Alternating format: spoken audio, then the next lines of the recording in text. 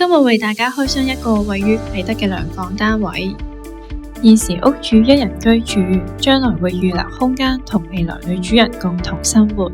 因此需要有足夠嘅儲物空間，同埋想有空間咁大啲。至於設計要求，因為係一手新樓盤，都會保留櫥櫃不變，同埋地板冇花痕同損壞等問題，而且牆身油漆色調統一，溫暖自然。設計師同業主都贊同保留原有地板同油漆，淨係需要修葺少少，重點增加儲物櫃就足夠啦。去到客房，起初業主想設計一張反床同埋一張書台，因為可以方便收留朋友同埋親戚。但係多番商量之後，最終大家都認為反床冇傳統床架咁方便同埋舒適，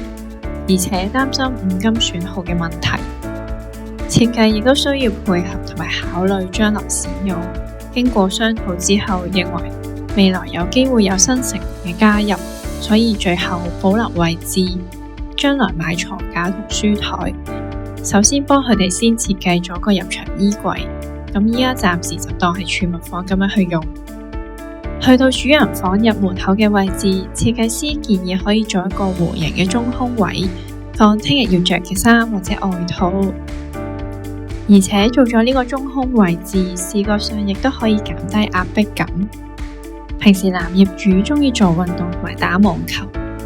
床尾嘅位置就啱啱好有300闊嘅空間。設計師同埋屋主都唔想浪費咗呢一個空間，同埋呢個位置清潔比較困難，所以我哋協商就做咗一個半腰櫃俾男業主，可以收納各種嘅運動用品。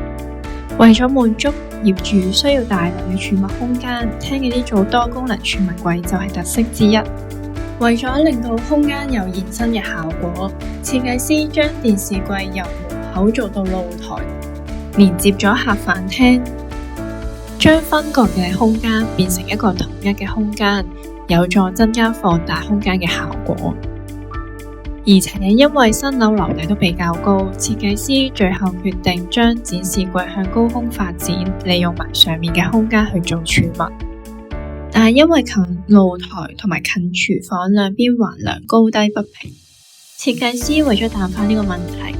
將吊櫃底做平左邊正底。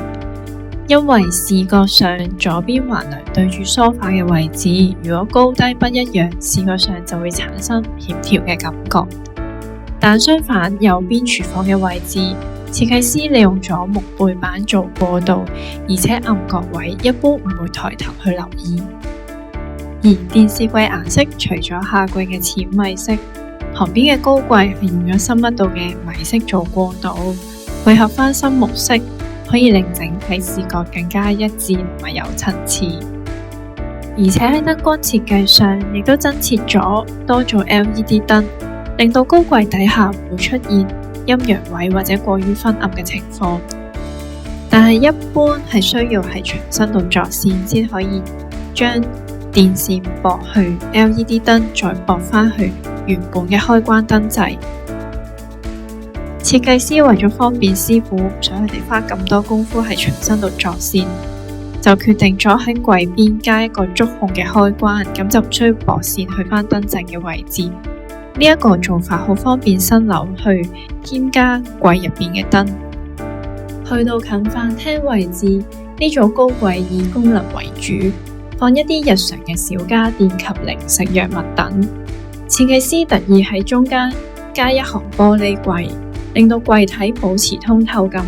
營造出比較輕盈嘅感覺。而主人房嘅設計焦點就係呢組衣櫃，衣櫃用咗石頭玻璃設計，金屬邊框嘅抽手，凸顯咗現代嘅奢侈感。另外，櫃入邊都用咗一種比較鮮豔嘅橙色，